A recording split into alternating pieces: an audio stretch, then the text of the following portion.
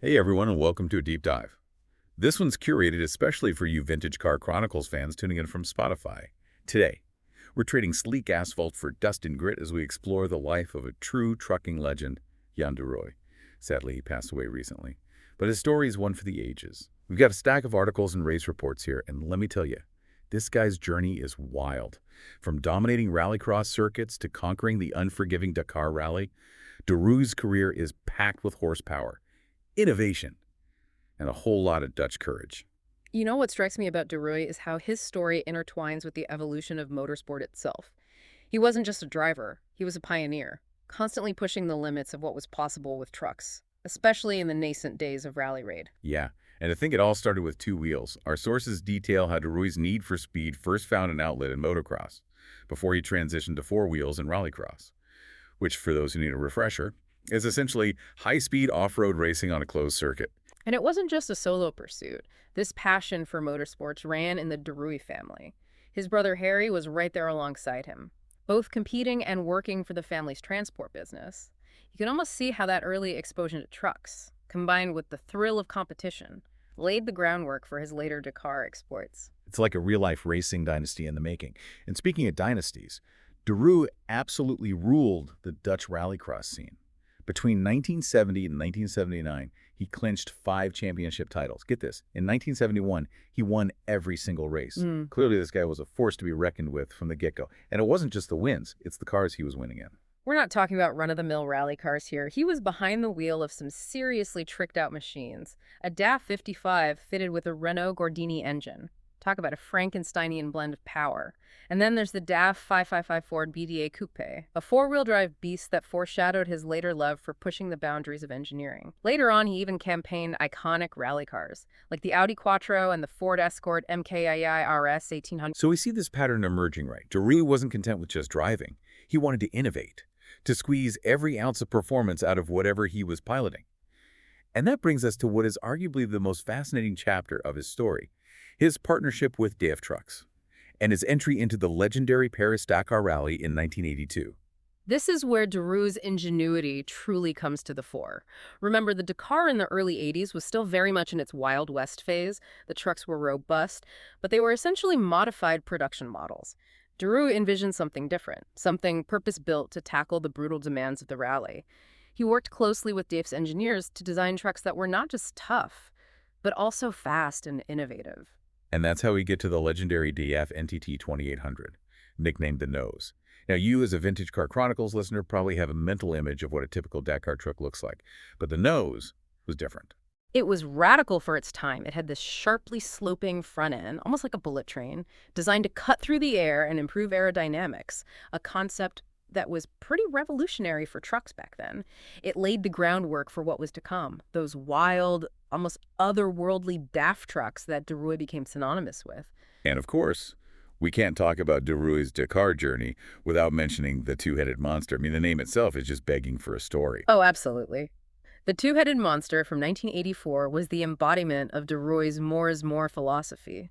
Imagine a truck with a cab at each end, each housing a 400 horsepower engine, one engine for each axle, designed for maximum traction and power in the dunes. I mean, this thing looked like it rolled straight out of a Mad Max film and onto the starting grid. Sadly, it didn't finish that year, but it became a Dakar legend. It's like he was saying to the other competitors, oh, you think one engine is enough to win Dakar?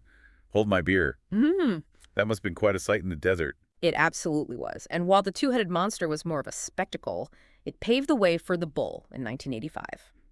De Rooy, learning from the previous year's experience, opted for a more streamlined, powerful single-engine truck. The Bull looked like it could charge through anything, and it nearly did. A late penalty unfortunately cost de Rooy the class win. But that truck solidified his image as a serious contender. But the Bull was just a stepping stone. De Rooy and DAF were already cooking up their next engineering marvel. Right, and this is where we get to the DF Turbo Twin, which debuted in 1986. Forget the nose and its aerodynamic ambitions. This truck was all about raw power. Twin turbos force-feeding a massive diesel engine resulted in a staggering 950 horsepower, more than many of the rally cars competing at the time. Let me tell you, he wasn't afraid to use that power. There's this one moment that's seared into Dakar folklore, de Rooy in his DAF X1, the final evolution of his twin-engine beasts, blasting past Ari Vatanen, the rally legend himself, in his Peugeot 405 T16 at over 200 kilometers per hour, right there in the open desert. Hold on. A truck. Overtaking one of the most iconic rally cars ever built. In the desert. That must have been a sight to behold. De Rooy was rewriting the rules of what trucks could do in Dakar, showcasing not just his driving prowess, but also the sheer brilliance of the DF engineers he was working with. Okay, so we've got de Rooy, this innovator, this daredevil, pushing the limits of truck design and challenging the established order in Dakar. You'd think this is where the story peaks.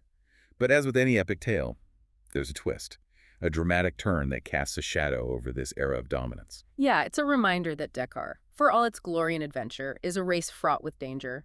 In 1987, de Rooy achieved what he had been striving for, a resounding victory in the truck category, winning by over 11 hours.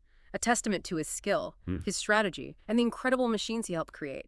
But the following year, 1988, brought tragedy to the rally. De Rooy's teammate, Theo van der Rijt, suffered a terrible crash, resulting in the death of his co-driver Kees and Lovazijn.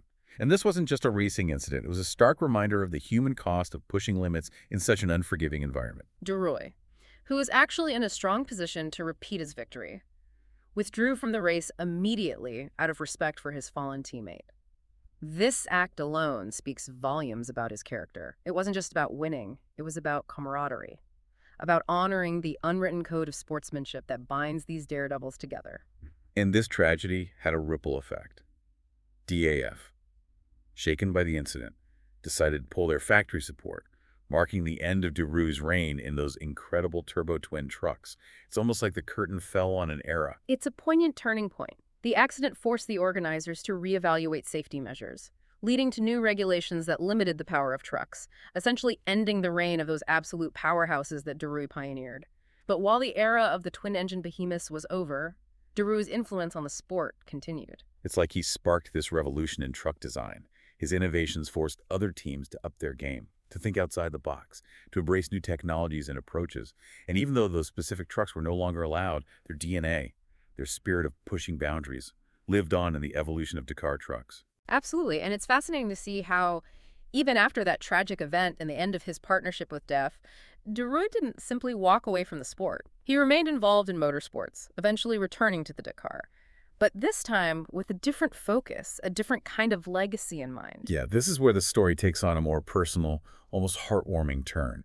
After a 14-year hiatus, de Rooy decides to tackle Dakar once again in 2002. But this time, he's not alone. He's competing alongside his son Gerard. It's almost as if he's passing the torch, sharing his passion for rally raid with the next generation. And it's not just a symbolic gesture. De Rooy might not be behind the wheel of those crazy twin-engine trucks anymore, but he's still a force to be reckoned with.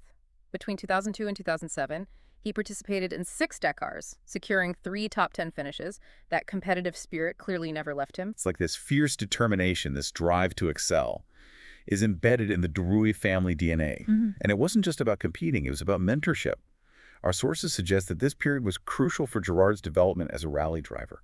He was learning from the best, absorbing his father's experience, his strategies, his understanding of the race. And the results speak for themselves. Gerard went on to win the Dakar, not once but twice. The 2012 and 2016, driving for the Iveco team, he carved his own path to victory, stepping out of his father's shadow and becoming a champion in his own right. Now that's what I call a proud dad moment. But Jan de Rooy's story doesn't end there. He wasn't quite done with racing himself. In 2009, at the age of 66, he decides to take on a new challenge, the inaugural Africa Eco Race. Now this race was particularly special because it followed the original Paris-Dakar route, back when the rally lived up to its name, traversing the vast expanse of the African continent. It was a chance for de Rooy to reconnect with the spirit of the race that had captivated him years earlier, to experience those roots, that raw adventure. And wouldn't you know it, he wins. This victory, in a race that harked back to the golden age of Dakar, feels like the perfect final chapter in his racing career. It's a testament to his adaptability. He conquered the Dakar in the era of raw horsepower and technological innovation, and then he returns years later and triumphs in a race that emphasizes endurance, navigation, and a deep understanding of the terrain. De Rooy, it seems, was a master of rally raid, no matter the format. And that victory in the Africa Eco Race wasn't just a personal triumph. It solidified his legacy as a true icon of the sport. But his impact extends far beyond his own achievements. He inspired a generation of drivers, most notably his son. And he pushed the boundaries of truck design, forever changing the landscape of the Dakar Rally. His story is a testament to the power of passion, dedication, and an unwavering belief in pushing limits. He embodied the spirit of adventure, the pursuit of excellence, that unyielding determination that defines rally raid. And speaking of legacies, his name isn't just etched in the history books, it's also immortalized in the National Motorsports Monument in Zandvoort, standing shoulder to shoulder with other Dutch racing legends. It's a fitting tribute to a man who brought so much pride to his country, but beyond national pride. His story resonates with anyone who dares to dream big and pursue those dreams with unrelenting grit, reminding us that legends aren't born, they're forged in the fires of passion and perseverance. Now, before we wrap up this deep dive, I want to turn it over to you, our Vintage Car Chronicles listeners. What aspect of Jan de Rooy's journey resonates with you the most? Is it his early dominance in rallycross, his groundbreaking truck designs, his triumphant return to Dakar with his son, or perhaps that final poignant victory in the Africa Eco Race? It's amazing to think about how de Rooy's legacy continues to shape the world of rally raid even today. It's like his daring spirit and relentless pursuit of innovation have become woven into the very fabric of the Dakar. Yeah. What's fascinating is that, even though the sport has undergone significant transformations since de Rooy's era, with different trucks, advanced technology, and even a change in continents, his core approach to racing remains incredibly relevant. I see what you mean. It's that unwavering belief in pushing boundaries, that constant drive to improve, to be faster, more efficient, more resilient. It's a mindset that transcends any particular era or technological advancement. Exactly. And you can see that mindset reflected in his son, Gerard. He may have driven different trucks, but that same hunger for victory, that same innovative spirit, that's pure de Rooy. It's like a masterclass in passing down, not just skills, but a philosophy, a way of approaching challenges. And it goes beyond just family lineage. Think about the teams he built, the engineers he collaborated with, the drivers he mentored. They've all carried those lessons forward, contributing to the ongoing evolution of rally raid. He wasn't just building trucks, he was building a culture of innovation and excellence. And speaking of those trucks, those twin-engine behemoths he pioneered, they may no longer be allowed in Dakar, but they sparked a conversation, a what-if moment that challenged the conventional wisdom of what was possible. Imagine being a competitor back then, seeing that double-cab beast roll up to the starting line. You'd have to wonder, were you even in the same race? Yeah. And who knows, maybe those ideas will resurface in some form down the line. After all, motorsports is all about pushing the boundaries of technology and engineering. I think de Rooy would be thrilled to see the advancements in today's Dakar trucks. They might not have the brute horsepower of his turbo twins, but they're incredibly sophisticated, designed to withstand some of the most extreme conditions on Earth. But knowing his personality, I bet he'd be itching to get behind the wheel and find a way to push those limits even further, always striving for that next level of performance. That's the de Rooy spirit we've been talking about. Never satisfied with the status quo, always looking for that next innovation, that next challenge. And that brings us back to your thought-provoking question. How did de Rooy's innovations in truck design influence the sport? And are there any echoes of his daring spirit in today's Dakar contenders? Well, I think the answer lies in the very essence of the Dakar Rally. It's a race that demands innovation, resilience, and a willingness to push beyond perceived limitations. De Rooy embodied those qualities, and they continue to inspire drivers and engineers today. Look at the top teams. The Kamaz, the Iveco, the Tatra. They're all pushing the boundaries of design, Technology. and strategy, carrying forward that torch of innovation that de Rooy lit. It's a legacy that extends far beyond any individual victory. It's about pushing the sport forward, inspiring generations of competitors, and proving that with enough passion and determination, you can achieve the seemingly impossible. So to all you Vintage Car Chronicles listeners out there, thanks for joining us on this deep dive into the extraordinary life of Jan de Rooy. Hopefully you've walked away with a newfound appreciation for this trucking legend and the impact he had on the world of motorsports.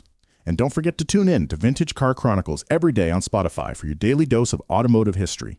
Until next time, keep the engines roaring,